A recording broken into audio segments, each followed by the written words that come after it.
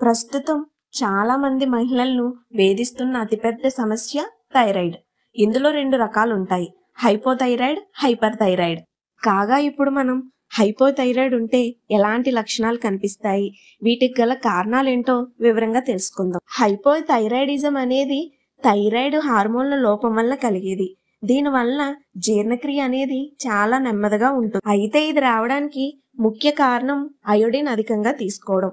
అలానే కుటుంబంలో ఎవరికైనా థైరాయిడ్ ఉంటే ఇది వారసత్వంగా కూడా వస్తుంది. అయితే హైపోథైరాయిడ్ ఉన్నవారు రోజంతా నీరసంగా, అలసిపోయినట్లు కనిపిస్తారు.